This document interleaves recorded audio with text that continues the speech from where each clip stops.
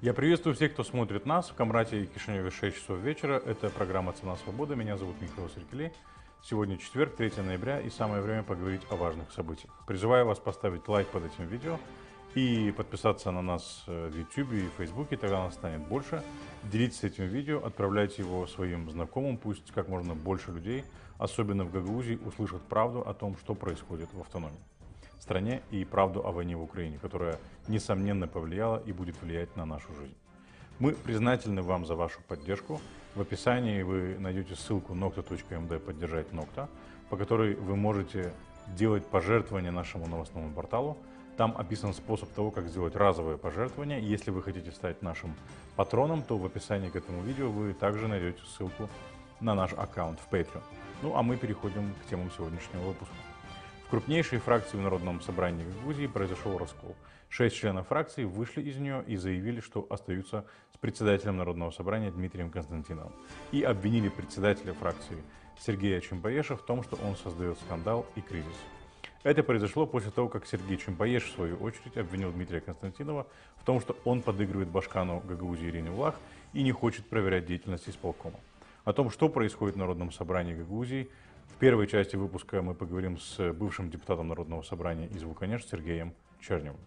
Во второй части выпуска мы поговорим с военно-политическим экспертом из Украины, из Киева, Александром Мусиенко о том, что происходит на фронте, о состоянии Черноморского флота России и его способности или неспособности оказывать влияние на ситуацию на фронте.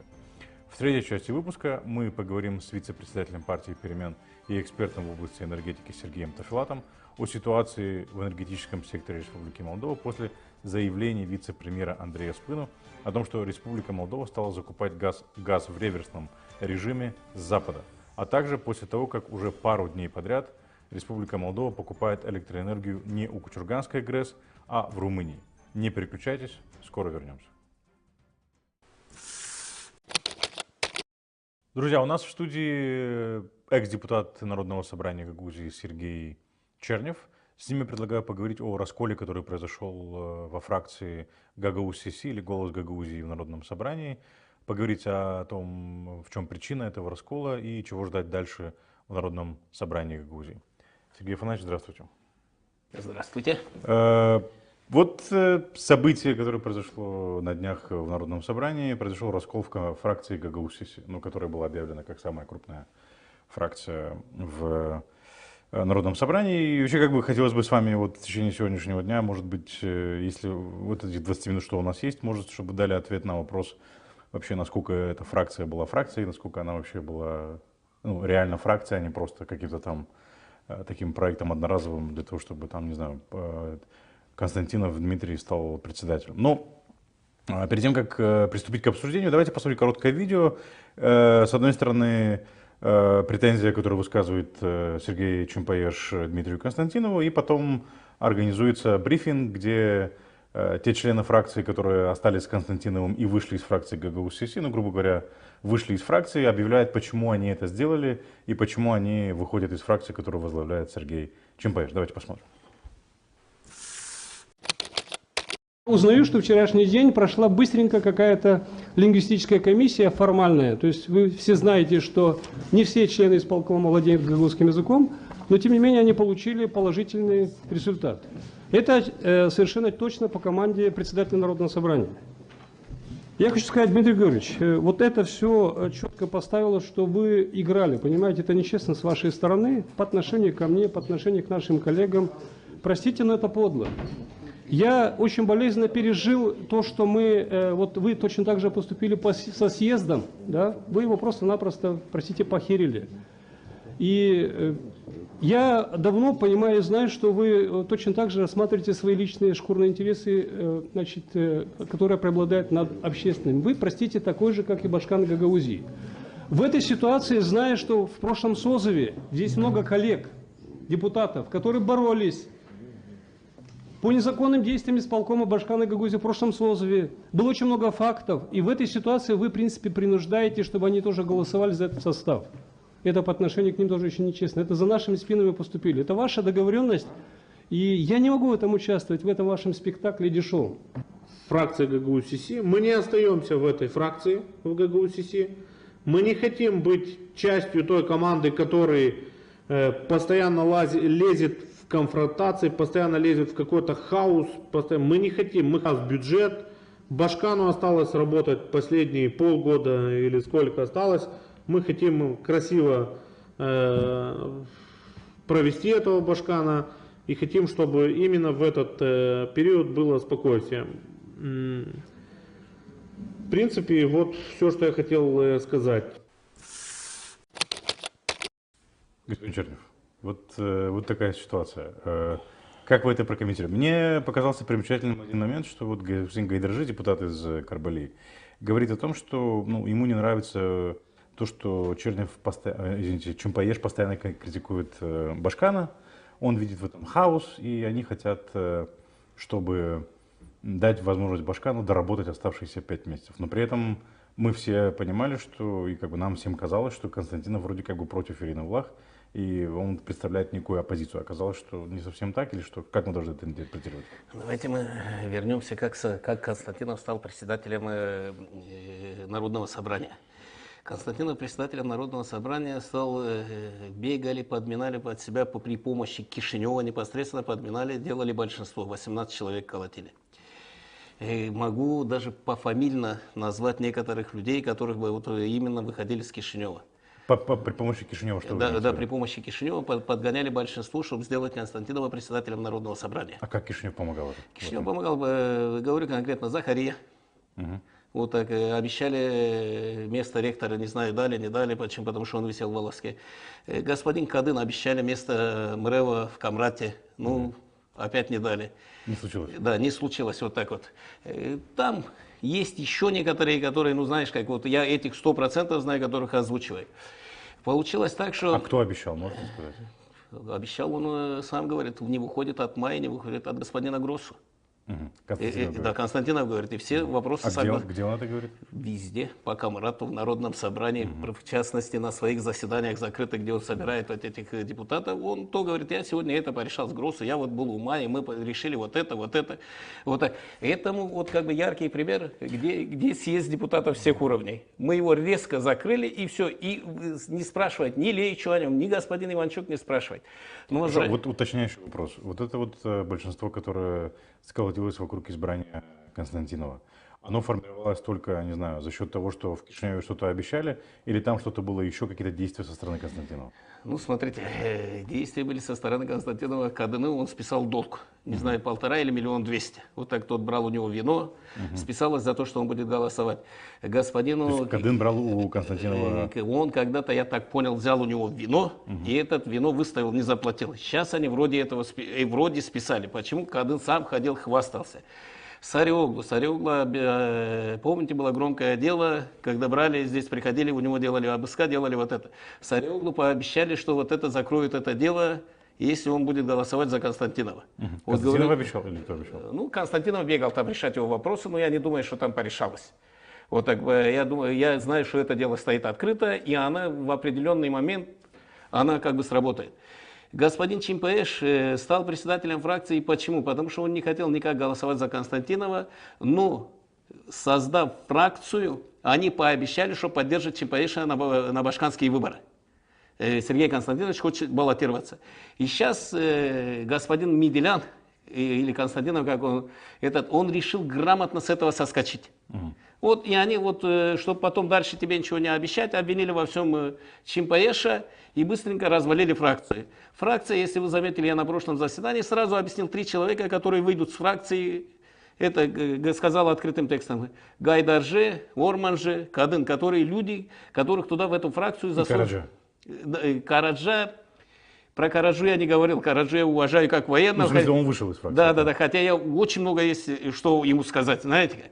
Вот так. Их там очень тесно связывает с Меделяном пару операций. Хорошо, вот уточняющий вопрос. Вот вы говорите, что, и про Константинова тоже очень многие говорят, что он якобы близок к ПАС. Но вот это действие вот этих людей, которые выходят из ГГУ-СС и остаются с Константиновым. Константинов в данном случае, это все произошло после того, как Народное собрание, большинство Народного собрания, мы понимаем, при содействии, при давлении или не давлении, не знаю, при активных действиях Константинова утвердили состав исполнительного комитета, который не хотел утверждать в данном случае Чимпаеш. То То есть получается, что Константинов, он с ВЛАГ. Как это получается, что он и с ВЛАГ, и СПАС? Слушай, Константинов всегда был с ВЛАГ и СПАС. Вот говорю, я объясняю, почему это произошло. Вот объясняю, Константинов всех переиграл в этой ситуации. И как я вам сказал в прошлый раз, Константинову очень важно вырвать 12 человек, чтобы его не сняли с председателя Народного собрания. 6 он уже вышли, который вот он, сам он 7-й, вот так в этой фракции получается. И 4 человека у него уже есть группа Петрова. Вот получается 1 человек. И у него задача... То есть Петров не будет его снимать? Нет. Ну, а вроде был как бы его конкурентом на... Не будет он его снимать. Почему? Потому что я думаю, что на того тоже сказали с Кишинева, не трогай Константинова. А может быть, потому что Петров связан с Россией, это выгодно России, то, что происходит там? Или вы не видите в этом геополитику? Я в этом геополитику не вижу. Это местная политика. Ну, знаете, местная политика у нас очень честно переплетена с геополитикой, особенно с интересами России.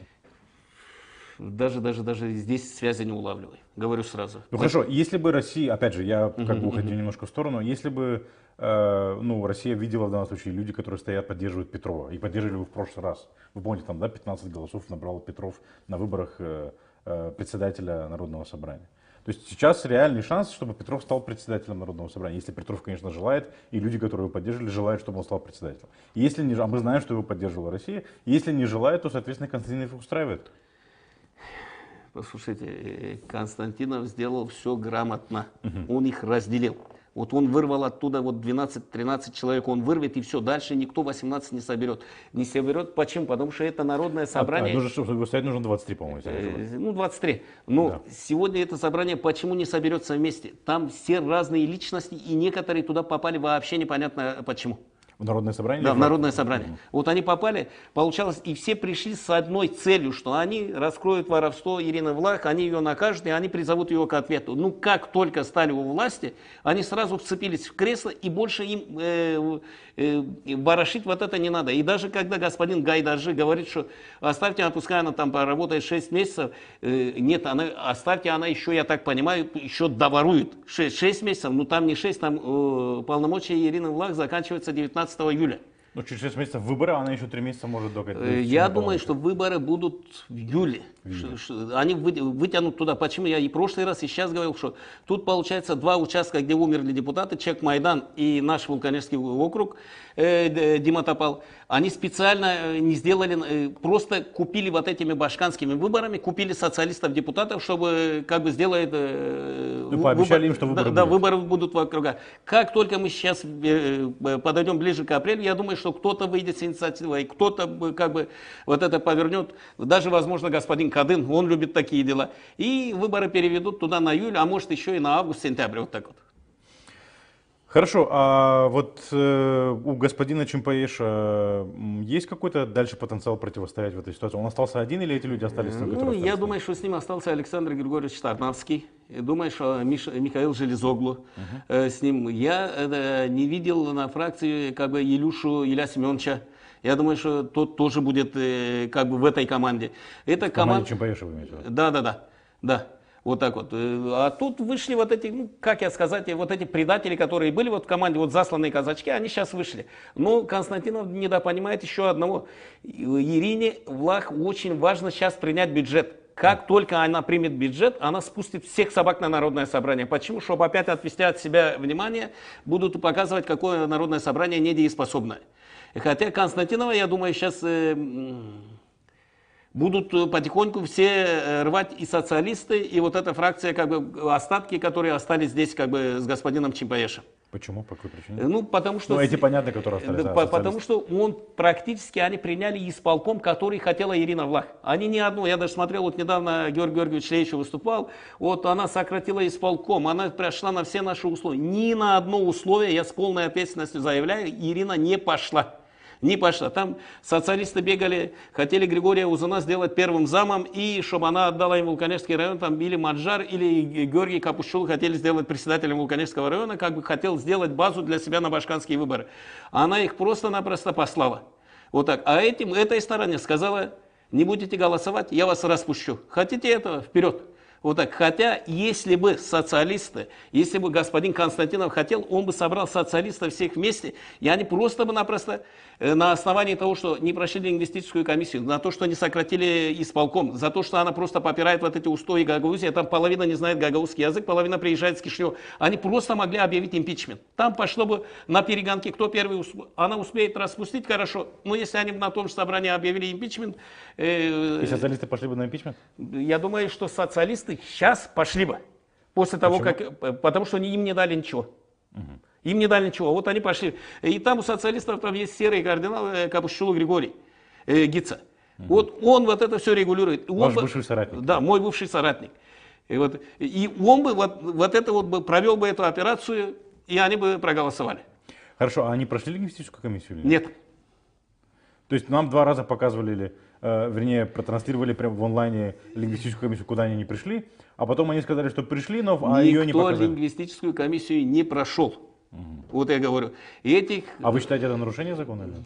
Послушайте, если это ввели в правила, то оно должно было пройти. И чего бояться проходить эту комиссию? А чего бояться? Хотя и для меня, вот я говорю, для меня не важно, на каком языке он говорит, для меня, чтобы он был специалистом. Вот я говорю, но если это уже в норме закона где-то они определили, при вот этих выборах исполкома или при назначении исполкома, хотим, не хотим, или надо... Но это в том числе определили вы в прошлый созыв, вы голосовали, по-моему, за закон, за расширение сферы влияния гагаузского языка, распространение, или я уже не помню, как это закон назывался, который предложила Екатерина Жекова и Елена Корниль. Да, голосовали. Ну, если оно так было, значит, так оно есть. Но с другой стороны, вот посмотрите, у нас получается, что мы очень много приглашаем извне. Я сказать, если еще они специалисты, то это нормально. Но я не вижу вот большинство специалистов, которых мы извне приглашаем. У нас очень много молодежи, перспективной молодежи, которая по-новому смотрит на это и которая должна здесь работать. Мы должны вот для них как бы стараться делать.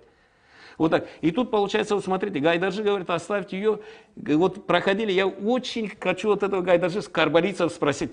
Он когда, там у нас был Иван Михайлович Деркач, который был председателем там колхоза, который очень хорошо держал это село, и как бы были рабочие места, это село работало. А она как-то, он даже вот, Иван Михайлович говорил, я хочу сделать маленькую Швейцарию. И пришел Гайдаржи.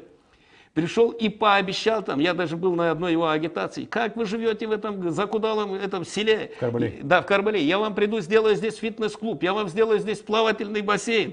Я говорю, ты сначала своего ребенка переведи, чтобы он здесь жил. Не живи в Кишиневе, а приди вот сюда, вот первый, начни с этого. Вот я хочу вот карбалийцев задать, купаются в бассейне, этот. Хорошо, а вот дальше как вы видите расклад Народного собрания? После принятия бюджета, сейчас они, кстати, представили бюджет и сразу на 2022 год, и сразу на 2023 год, как бы впервые в жизни мы, по-моему, принимаем бюджет на текущий год в конце года. Вот что-то вот, я еще не помню такого, чтобы было. Ну, смотрите, бюджет примут, я еще раз говорю, со свистом, как и в прошлый раз. Примут. Почему? Потому что сейчас все протащит господин Константинов. Он протащит этот бюджет, вот протащит и на этот год, протащит и на следующий год. И вот эти предпосылки, вот, которые, как говорили, оставьте, чтобы мы не хотим лаяться, чтобы мы работали, вот это уже предпосылки того. А что подружило Ирину Улах с Константиновым? Знаете как? Или они никогда не были в ссоре? Знаете, я так думаю, что их подружил спиртзавод, который Ирина хотела кинуть Константинова на спиртзавод. И где-то, я думаю, так, что они дошли к какому-то договору, и вот это и сработало. Почему? Потому что по спиртзаводу там объявляли процесс несостоятельности. Госпожа Влах бегала по прокуратурам, чтобы как бы закон работал. Бывший прокурор наш, господин Кыльчик, он заведовал этой всей кухней, он это готовил, он, будучи тогда адвокатом, готовил все документы он по процессу несостоятельности. И один из депутатов сделали дутый долг на его фирму, который тоже вот сейчас вышел с фракции. Понятно. То есть до башкирских выборов эта ситуация будет продолжаться или там нам ждать еще? Вот посмотрите, я вижу ситуацию так, до башкирских выборов, вот сейчас вот Ира еще раз придет на народное собрание, чтобы принять бюджет, и больше это народное собрание будет стоять только для галочки. Все. Народное собрание ей больше не надо. Ей надо сейчас, вот самый важный вопрос, вот был исполком для нее. Ну, исполком не столько для нее важный был, она хотела вот дать им по носу, показать, кто она такая. Вот она это и сделала. Но у нее это получилось и с бюджетом, и с исполком. Да, сейчас следующий этап, это будет бюджет. На 2023 год? Да, да, и это они утвердят и этого года бюджет, утвердят и того года бюджет. Практически они сейчас помогут и скрыть все вот эти махинации, которые были внутри бюджета, они сейчас это узаконят. Все. И есть такое понятие, как коллективная ответственность. Есть кого спросить, но некому ответить. Вот они сейчас, вот Константинов именно помогает ей в этом. Так делал господин Кысая, помогал, так же делает сейчас и господин Константинов.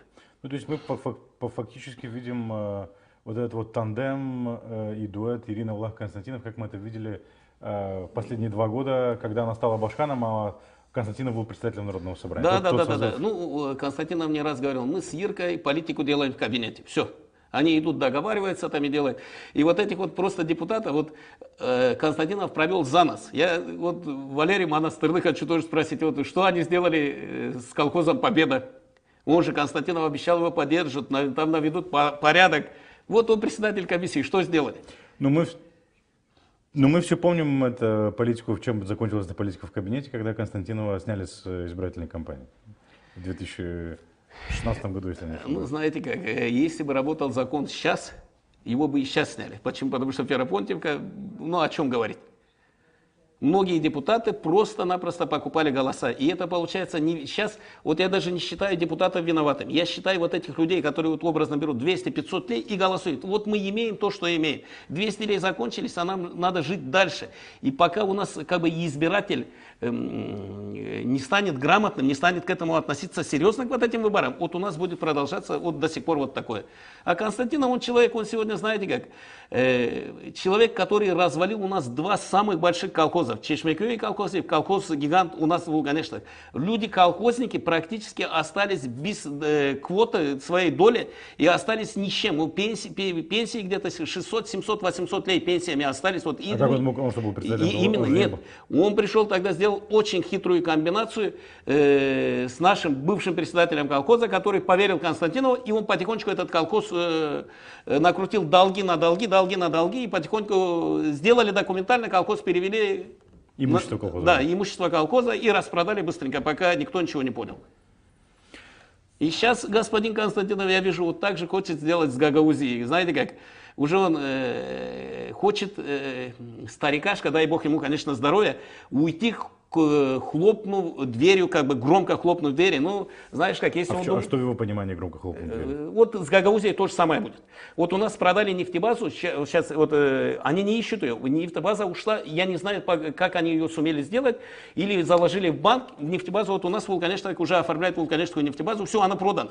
Вместо того, чтобы искать, почему это случилось, где, на каком основании она продалась, они сейчас приняли тот же исполком, который вот в этому всему содействовал. И у нас, я говорю, следующий Башкан, он придет на руины. Я уже вижу, у нас в бюджете будет минимум 300 миллионов лей минуса.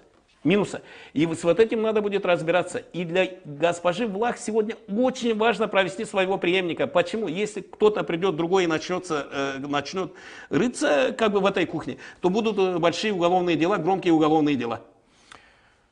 Господин Чернев, спасибо большое, что пришли к нам в эфир, прокомментировали ситуацию. Будем следить за ситуацией и наблюдать за ней, и комментировать ее для нашей аудитории. Все, кто считает себя ущемленным в рамках этой части сегодняшнего выпуска «Цены свободы», мы готовы предоставить право на реплику и обсудить каждый из предъявленных, ну скажем так, обвинений или выдвинутых тезисов со стороны господина Чернева в этой студии, ну, для того, чтобы докопаться до истины. В свою очередь, тоже, Михаил, я извиняюсь, готов с каждым выйти на дебаты. Мы готовы эти дебаты организовать. С Господин Чернев, спасибо большое, что пришли в студию. Спасибо. Ждем вас еще. Друзья, у нас на связи по скайпу Александр Мусиенко, глава Центра военно-правовых исследований из Украины. Александр, здравствуйте, слышите ли вы студию? Да, здравствуйте. Александр, спасибо большое, что согласились прийти к нам в эфире и прокомментировать ситуацию. Я, если вы позволите, хотел бы вас спросить и попросить прокомментировать, ну, как бы много чего связанного с тем, как проходит контрнаступление или каковы сейчас, как обстоят дела на фронте, в частности на юге. Но вот хотел бы начать с Черноморского флота. В каком состоянии сейчас находится Черноморский флот Российской Федерации после того, как недавно были нанесены удары по фрегату и по нескольким катерам? И мы видели кадры вчера, что тот же фрегат который, поправьте меня, если я не прав, остался главным кораблем Черноморского флота после потопления крейсера «Москва». Его отбуксировали в бухту Севастополя. Также мы видели заявление Путина с просьбой в адрес Украины дать гарантии безопасности Черноморского флота. Вот в каком состоянии находится этот Черноморский флот и вообще сможет он в дальнейшем влиять на положение дел на фронте? Ну, тут, чтобы ответить, необходимо, наверное, ответить комплексно, начиная с того, вообще, какова роль флота, для чего он создается и какие цели и задачи должен выполнять.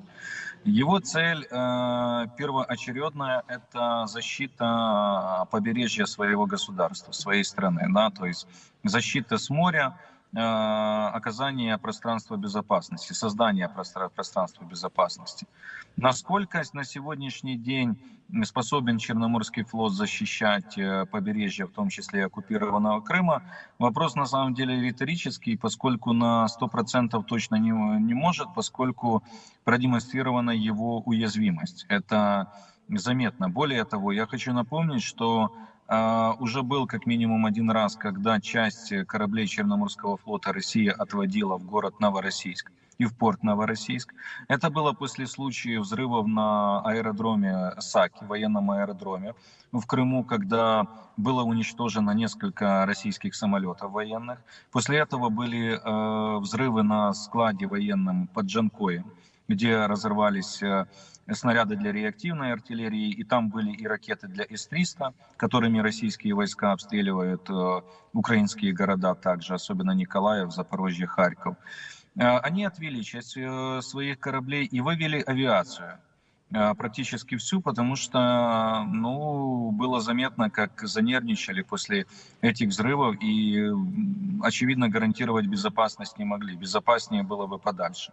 И сейчас мы наблюдаем картину, когда непосредственно мы видим, что происходит, и те инциденты, которые были в Севастополе, продемонстрировали, что проблемы, они с охраной своего побережья возникают, заметны.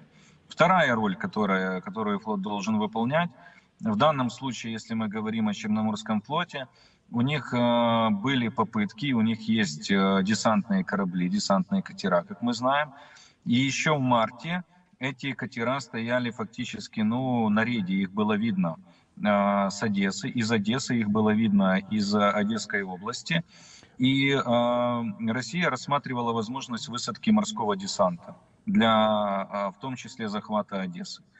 Но после того, как Украина успешно использовала противокорабельные ракеты и было потопление крейсера «Москва», а потом была операция по освобождению острова Змеиный, где отбросили российские силы, высадка десанта, она выглядит сомнительно. То есть эту роль флот не может исполнить. Но они не могут, потому что они не могут подойти, поскольку, будучи в зоне поражения украинских противокорабельных ракет или украинской артиллерии, или украинских беспилотников, мы понимаем, что эти корабли просто пойдут на дно. И следующее, то есть тут они тоже не могут использовать. И следующая роль – это устраивать морские блокады портов и обстреливать в случае необходимости из артиллерийских орудий, которые устанавливаются на военные корабли, обстреливать там порт, обстреливать какие-то инфраструктурные объекты, то есть побережье, например, украинское, в Одесской области, в Николаевской и так далее. Этого тоже не происходит, поскольку не могут выполнить. Поэтому можно сказать, что как минимум на 2/3 Черноморский флот не может выполнять свои боевые задачи. То есть они не могут ни высадку десанта провести, ни атаковать украинское побережье и не сохранить свое, что сомнительно. Единственные угрозы, которые продолжают сохраняться, это возможность нанесения ракетных обстрелов ракетами «Калибр» крылатыми из акватории Черного моря по территории Украины. Эту возможность они, к сожалению, еще сохраняют, хотя я могу обратить и тут внимание, что при обстрелах массированных 31 октября, обстрелах территории Украины, ракеты «Калибр» уже не использовались. Вот после инцидента в Севастополе, с кораблями, они не выпускали «Калибры». Они выпустили только Х-101 и Х-555 с территории России. Вот, собственно говоря, поэтому роль Черноморского флота достаточно-таки нивелирована, хотя я могу напомнить, что по состоянию на момент полномасштабного вторжения российских войск в Украину было более 70 кораблей у Черноморского флота. Это не только боевые, это вспомогательные суда, там буксиры и так далее, катера.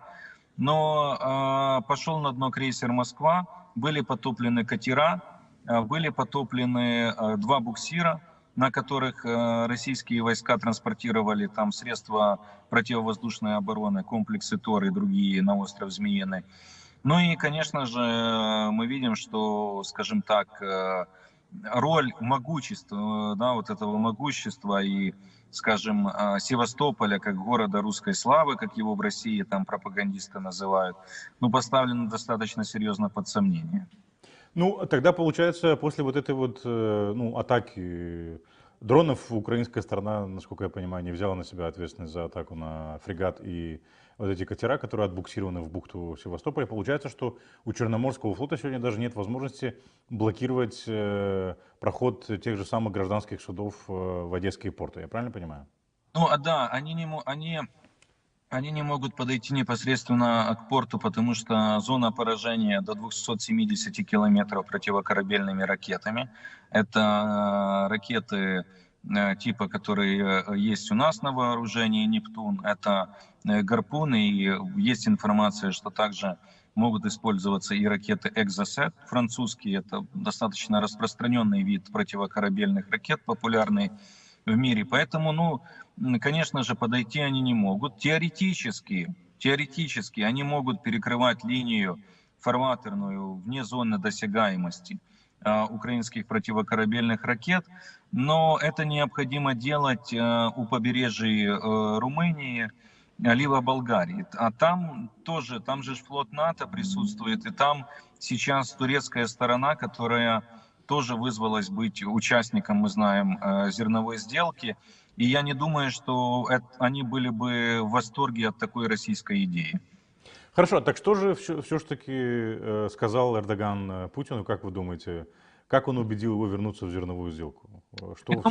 У турецкого президента есть влияние на президента России, и в принципе мы же видим, что очевидно, что и этот канал связи с Эрдоганом не хочет терять и сам Путин. Но все-таки мы же должны признать, что в том числе и определенную роль играет экономика после введения жестких санкций. Мы знаем, что у Турции своя позиция по санкциям. Они, в принципе, достаточно такие сейчас взаимодействуют по многим проектам с Россией. Ну и Россия этого тоже держится, поскольку, ну, как бы ситуация была бы совсем плачевна, если бы еще не поддержка Турции. Поэтому я думаю, что нашли турецкие власти аргументы, которым прислушался Кремль. Ну и понимаете, турецкая сторона участница сделки. Я не думаю, что в планы Эрдогана входил какой-то кейс, который пошел бы в негатив, а не в позитив ему. Я не думаю, что ему очень приятно было бы, если бы сейчас Россия по надуманным причинам начала срывать действия этой сделки и начала шантажировать там мир и так далее. И в мире начали бы говорить, что Турция не смогла стать тем посредником, которому удалось гарантировать в том числе транспортировку зерна.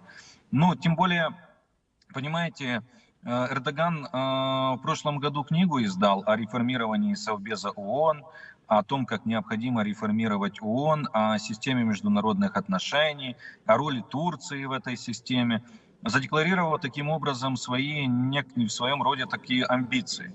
И почему, собственно говоря, он привлек к этому и генерального секретаря ООН? Потому что это вопрос серьезного такого мирового имиджа. И поэтому я думаю, что это сыграло свою роль. А то, что Россия начала требовать какие-то гарантии безопасности от Украины, но это вообще, мне кажется, смешно. Что же уже так, до такого дошло, что уже Украина должна России какие-то гарантии давать. Ну, то есть абсолютно смешные вещи. Это признание бессилия или это понимание того, что дальше зерновая сделка может проходить и без России, а для того, чтобы она не проходила, лучше вернуться обратно? Я думаю, что это точно смягчение риторики с их стороны. Это понимание того, что они видят, что, ну, раньше они же очень сильно недооценивали. Ну и сейчас Путин говорит, что он, в принципе, там не недооценил, как-то на его понимание, там, украинское сопротивление и так далее. Но сейчас они стали более так серьезно относиться. Действительно видно, что остерегаются. Видно, что по некоторым направлениям боятся и понимают, что могут ожидать от Украины каких-то сюрпризов, да, и что не только они могут обстреливать украинские мирные города.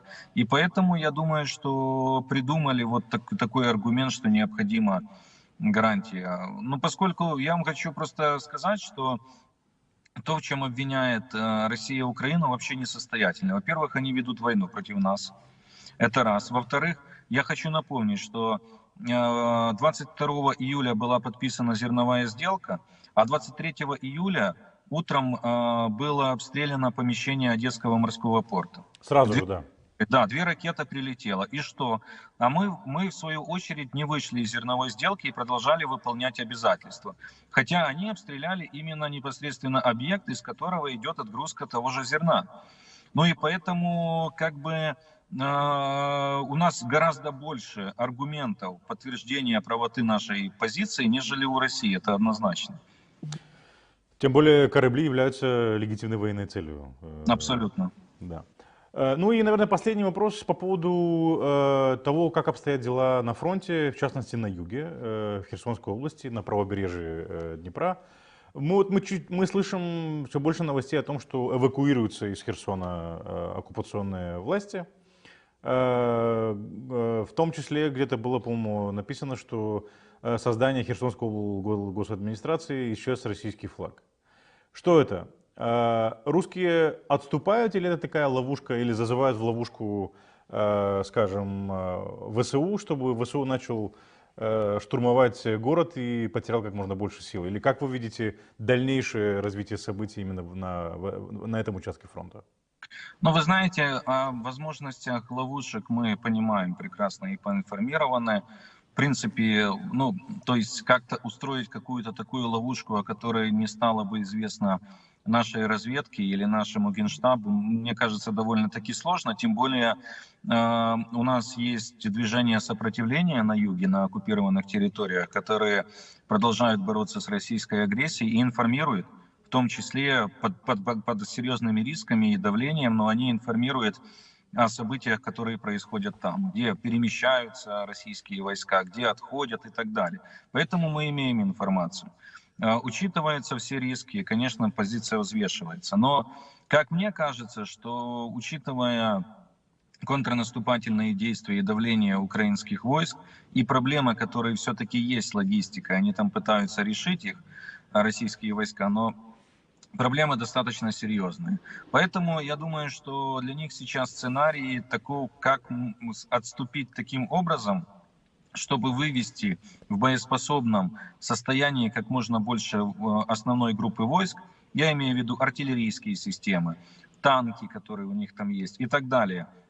А десант, который сейчас сдерживает украинские контрнаступательные действия и воюет там севернее Береслава с украинскими войсками, этот десант, они действительно там продолжают боевые действия, но мне кажется, что они вынуждены таким образом сейчас прикрывать отход основной группы войск и потом готовить для себя плацдарм для отхода. Как мне кажется, такой сценарий, он становится все более вероятным. Но вместе с тем, я хочу напомнить, что еще несколько дней назад и ранее представитель Генерального штаба Украины давал брифинг и говорил о том, что мы прекрасно понимаем, что Россия может готовить в Херсоне теракт, они могут заминировать, оставить.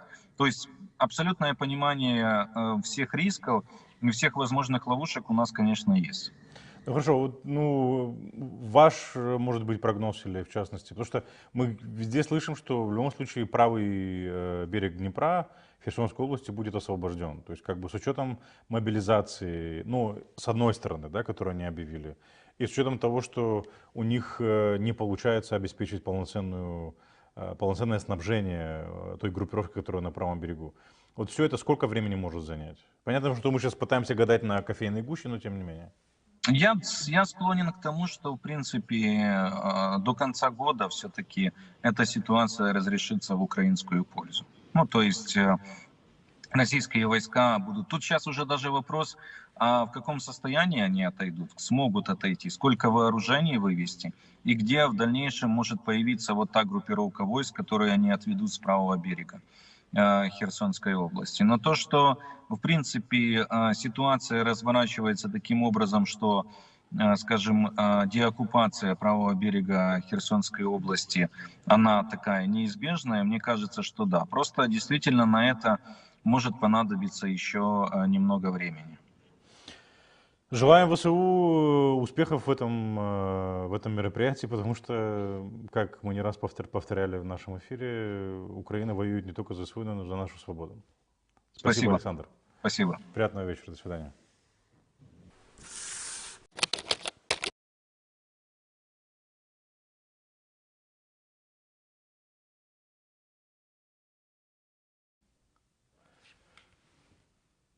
Друзья, значит, мы вернулись в студию, извините, ждем подключения Сергея Тофилата, Сергей Тофилат, вице-председателя партии «Перемен», который также является экспертом в области энергетики, который расскажет нам о ситуации, которая сложилась на энергетическом рынке Республики Молдова. С ними я предлагаю поговорить о новости, которую объявил сегодня вице-премьер Спину, о том, что Республика Молдова стала закупать в реверсном порядке газ с запада на восток.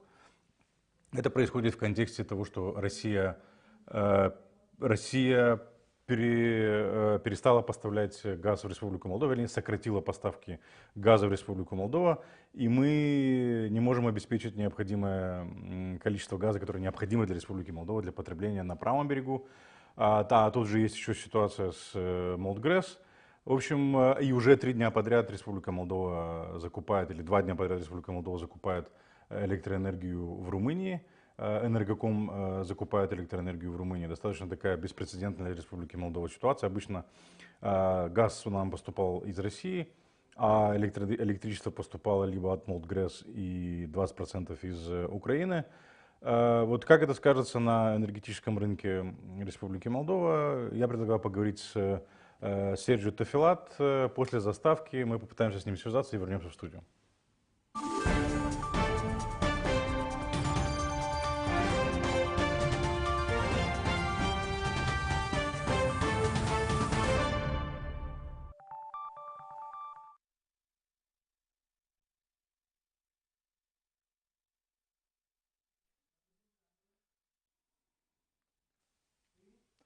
Друзья, мы вернулись в студию. У нас на связи Серджио Тофилат, вице-председатель партии «Перемен» и энергетический эксперт. Господин Тофилат, здравствуйте, слышите ли вы студию? Добрый вечер, слышу хорошо. Отлично, мы вас тоже слышим. Спасибо большое, что в такой экстренной ситуации, я так понимаю, пробка, вы не смогли доехать, и вам пришлось припарковаться и присоединиться. Очень ценим, очень признательны, спасибо большое. Господин Тофилат, мы с вами неоднократно обсуждали в нашем эфире ситуацию на энергетическом рынке. Вот сейчас, с моей точки зрения, сложилась беспрецедентная ситуация. Поправьте меня, если я не ошибаюсь. Республика Молдова получает в реверсном порядке, во всяком случае, Спину объявил об этом сегодня утром, в реверсном порядке получает газ из Словакии, если я опять же не ошибаюсь. И уже 2 дня подряд мы закупаем электроэнергию в Румынии. Как это скажется на нашем энергетическом рынке? Чего ждать далее? Как вы думаете? Ну, наверное, мы еще не получаем этот газ в реверсном режиме. Насколько я понял, Энергоком, государственный трейдер, закупил определенные объемы газа на границе Словакия-Украина. И, судя по всему, эти объемы были закачаны в газохранилище. Сейчас мы наблюдаем кризис в электроэнергетическом секторе региональный. То есть это Украина, Молдова, Румыния и близлежащие страны. Это после того, как путинская армия разрушила ряд электростанций в Украине, и поэтому Украина прекратила экспорт электроэнергии сюда, и нам приходится выкручиваться самим. Кроме этого, еще «Газпром» сократил объемы поставок газа, и поэтому Молдавская ГРЭС не может вырабатывать электроэнергию для нас. Она не может или не хочет? Потому что, насколько я понимаю, Молдавская ГРЭС работает, или Кучурганская ГРЭС работает на 3 видах топлива. Это мазут, газ и уголь. Во всяком случае, они этим очень похвалялись. Неужели газ единственный источник энергии для производства электроэнергии? Нет, газ не единственный источник, но тут появляется взаимозависимость. То есть Приднестровский регион зависит от нас, поскольку они получают этот условно-бесплатный газ от «Газпрома», перерабатывают его в электроэнергию, поставляют ее сюда, на правый берег, и тем самым они финансируют свой бюджет. Мы зависим от них, поскольку линии электропередач, по которым поступает электроэнергия из той же Румынии, они проходят сначала через Молдавскую ГРЭС, поэтому мы тоже, к сожалению, зависим от существующей инфраструктуры. Это вопрос, который не был решен вот на протяжении 30 лет. И, конечно, его можно решить, но это займет года 2-3, не меньше. Решить каким образом? Построить дополнительные линии электропередач. То есть уже идет проект линии Кишинев-Вулканешта-Исакча, еще одна линия должна быть на севере и так далее. Кроме этого, мы наблюдаем, что российская армия пытается разрушить и одну линию на севере. То есть те ракеты, которые попали в Новоднестровскую ГЭС, именно там проходит единственная высоковольтная линия, которая соединяет Украину с Молдовой, но не проходит через Приднестровский регион. То есть Путин пытается тем самым усилить позиции переговорные Приднестровского региона. То есть вы считаете, что это было сделано намеренно, да? То есть удар по Североднестровской, да, или тот осколок, который попал в Наславчу, это было не просто так, это было для того, чтобы ударить по Молдове, по ее энергетической независимости, правильно я понимаю? Безусловно, да. То есть при наихудшем сценарии, если та северная линия не будет работать, мы практически будем зависеть от единственной линии, которая приходит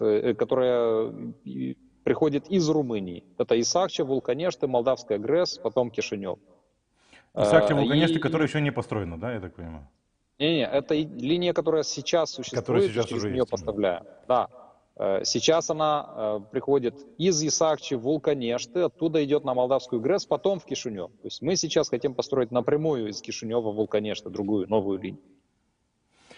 Ну хорошо, а как вы видите, вот этот торг, он чем может закончиться вот этот кризис между Молдгрэс и... Потому что «Газпром», с одной стороны, снижает поставки газа, вынуждая нас весь тот объем газа, который он поставляет, перекачивать на левый берег для того, чтобы они производили электроэнергию для нас, и плюс еще обеспечивали все, что необходимо им на левом берегу. То есть из этого фактически остается очень мало для нужд Республики Молдова на правом берегу из этого газа. И это фактически означает, что Республика Молдова своими же руками будет способствовать сохранению и существованию этого режима на левом берегу. Как вы видите разрешение этой ситуации? В краткосрочной перспективе решить основательно этот вопрос не представляется возможным. За неделю или за месяц ты не построишь несколько линий высоковольтных. Поэтому нам надо будет найти компромисс с приднестровскими так называемыми властями, потому что они зависят от нас, и мы зависим от них. То, что сейчас пытается делать господин Путин, он ведет энергетическую войну как по отношению к Евросоюзу, не поставляя, то есть ограничивая поставку газа, так и по отношению к Республике Молдова. То есть Путин хотел бы отключить Молдову от поставок газа, как это произошло, допустим, с Финляндией, с Польшей, с Германией, с Болгарией, с другими странами. Но в данном случае он полностью теряет контроль над Приднестровским регионом. Поэтому он специально ограничивает объемы газа. Сейчас за ноябрь эти 5,7 миллионов кубов в сутки, они покрывают чуть больше 50% от необходимых объемов. И он хочет, чтобы кишиневские власти определяли, куда пойдет этот газ. На правобережье или на левобережье. И, кстати, в случае, если, допустим, я слышал такие мнения, что давайте вот весь этот газ будем оставлять для правого берега, поскольку мы оплачиваем этот объем. Замечательно, тогда Тирасполь останется без газа, и у Путина появится возможность сказать, что вот из-за Кишинева Тирасполь мерзнет, мы вам всем отключим газ. То есть это как раз то, чего добивается товарищ Путин. Этого не стоит сделать. Ну хорошо, но это вы говорите, Кишиневу нужно будет каким-то образом договориться с Молдавской ГРЭС. Договориться можно с несколькими путями. Либо найти где-то на стороне газ и поставлять его на левый берег. И этот газ, ну, неважно по какой цене, дальше это все отразится в тарифе. Либо найти мазут, либо найти уголь для того, чтобы Молдавская ГРЭС производила электроэнергию для правого берега и для левого берега в том числе. Есть другой вариант, который есть сейчас, а очевидно, власти Республики Молдова подталкивают на то, чтобы кто-то поехал к Путину на поклон и попросил там чего-то в обмен на поставки 100% объема газа. Я так понимаю, что левый берег толкает именно на второй вариант, чтобы кто-то из Кишинева поехал к Путину и попросил: царь-батюшка, челом бьем, дайте нам столько газа, сколько нужно, а мы там взамен сделаем то, что вы захотите. То есть я так вижу этот сценарий. Какой из этих, к чему это приведет? То есть есть ли у Республики Молдова рычаги воздействия на Тирасполь в данной ситуации? Значит, если говорить о том, чтобы поехать сейчас к Путину и договариваться насчет газа, на мой взгляд, это полное самоубийство. Не имея запасной план, не имея альтернативных источников поставки газа и электроэнергии, и имея понятный, скажем так, понятный алгоритм, как эта электроэнергия будет проходить через Приднестровье без того, чтобы там было незаконное потребление, у нас нет рычагов сейчас обсуждать с Путиным ничего. То есть это означает, что мы должны пожертвовать нашим суверенитетом, стать вассалом Путина и стать в ряд с тем очень ограниченным списком стран, ну типа Беларусь, Северная Корея, Сирия, кто-то еще. Эритрея, да. Сирия. То есть это значит, что Молдова попадает в полную изоляцию. Ну, окей, у нас будет дешевый газ, но больше, то есть о будущем на ближайшие 5-10 лет, по крайней мере, можно забыть. Про экспорт, про экономику и так далее. То есть это не вариант. Теперь, что касается переговоров с Тирасполем. Значит, поскольку объем газа ограничен, его не хватает для обоих берегов.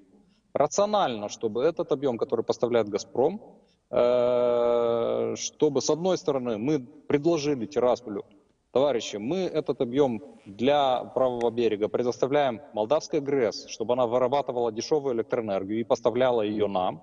Но мы хотим от Тирасполя, чтобы они тоже экономили так же, как и молдавская сторона. Ну, там уже, в принципе, я смотрел новости на днях, они уже начали экономить и горячую воду, и отопление, и свет. 3 часа в день. Наши источники говорят, 3 часа в день. И так далее. Да. То есть, да. Вопрос в чем? Нам четко нужно понять, из этого объема 5,7 миллионов кубов в сутки, сколько необходимо для отопления и для поставки электроэнергии домохозяйствам, коммунальным предприятиям, публичным каким-то институциям, ну, например, школы, госпиталя, детсады и так далее. И ряду предприятий, которые не могут прекращать свою операционную деятельность. Ну, люди же не могут остаться без зарплаты и так далее. И, допустим, из этих 5,7 миллионов вот такой-то объем нужен для первостепенного потребления газа и электроэнергии на левобережье, остальное идет на выработку электричества для правого берега. Газ для правобережья уже можно спокойно закупать на спотовом рынке, потому что сейчас цена значительно дешевле, чем то, что нам дает «Газпром». То есть мы в октябре платим, мы в ноябре платим $820 по контракту с «Газпромом», а на споте цена упала ниже 300, сейчас она немного поднялась, она в районе $500. То есть нам дешевле закупать газ в других источниках. Вот в сценарии, вернее, к сценарию, если его можно так назвать, который вы буквально несколько минут назад говорили про то, чтобы говорить с левым берегом и договариваться, сколько вам нужно, вы экономите, мы будем экономить, да, для того, чтобы эти 5 миллионов кубометров или 5,7 хватило и нам, и вам. Но это говорит о том, что Кишинев и Тирасполь должны как бы между собой договариваться без участия России. То есть, возможно ли такой сценарий, чтобы Кишинев и Тирасполь без участия России договорились? Потому что, возможно, еще и такое. Если Москва увидит, что Кишинев и Тирасполь между собой договорились без участия Кремля, то они могут прекратить поставки этих самых 5,7 миллионов кубометров в сутки. Тогда, ребята, если договариваетесь между собой, тогда ищите газ где-то на третьей стороне. Вот что-то вроде этого. Ну, вряд ли это возможно, поскольку Путин боится брать на себя ответственность по отключению газа для Приднестровья.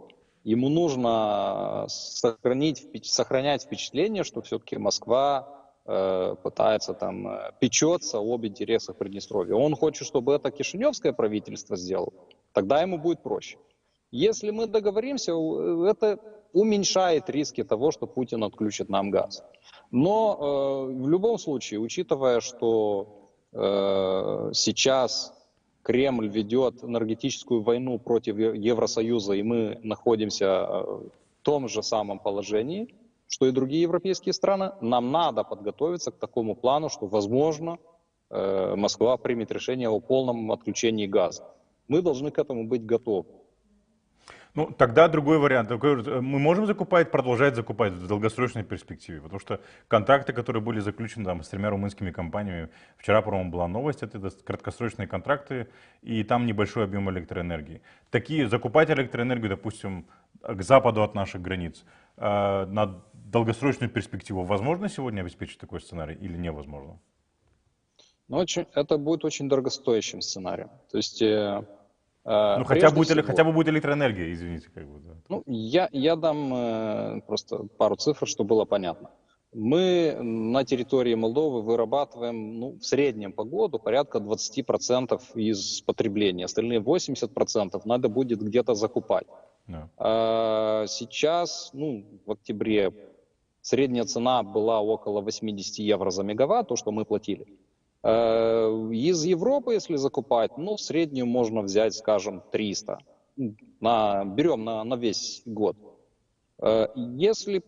И за год нам надо будет закупить где-то 3 миллиона 600 тысяч мегаватт.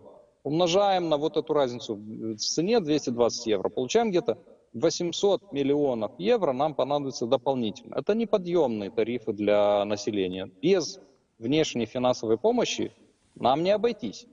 Поэтому, и это только правый берег. А если еще сюда добавить левый берег, то, естественно, цена еще больше возрастет. Поэтому такой сценарий, опять же, надо готовить.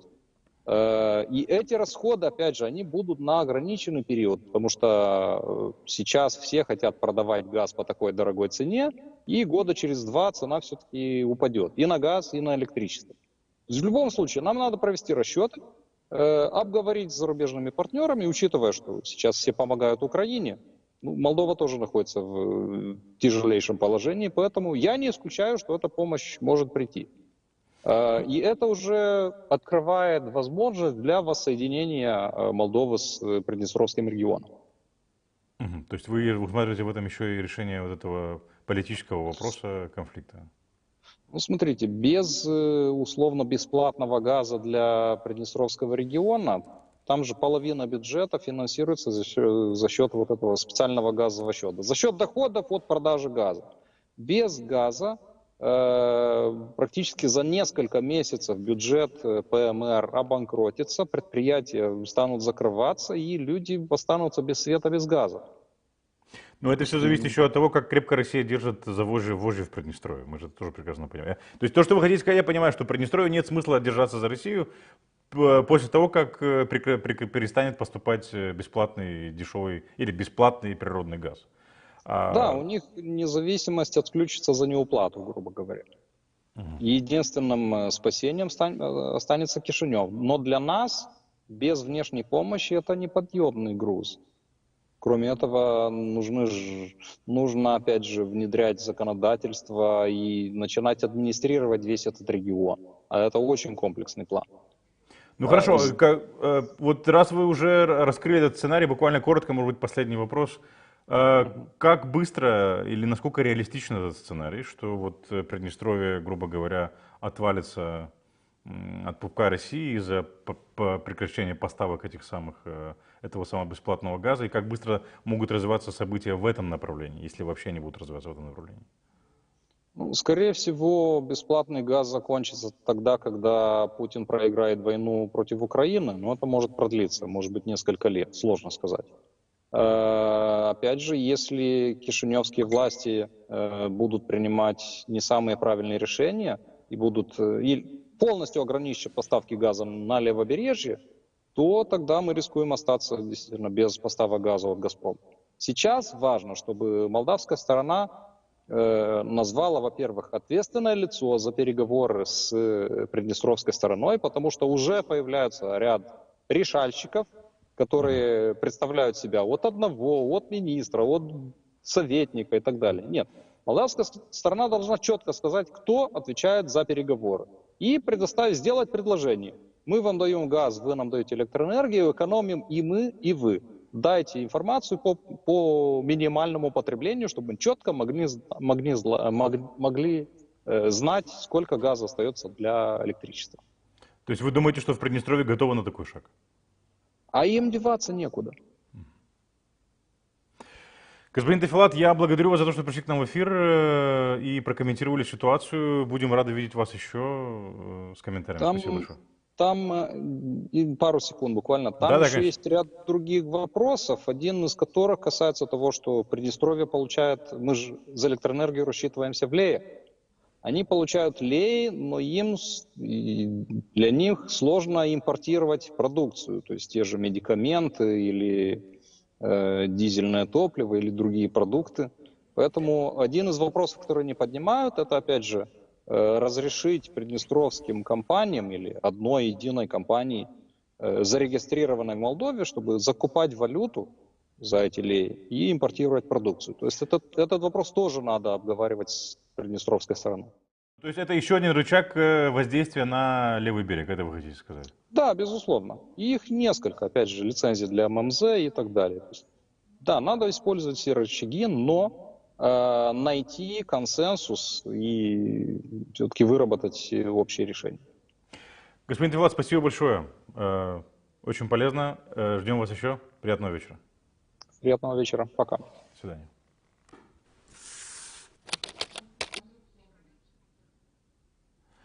Друзья, таким был сегодняшний день, таков был выпуск «Цены свободы» сегодня.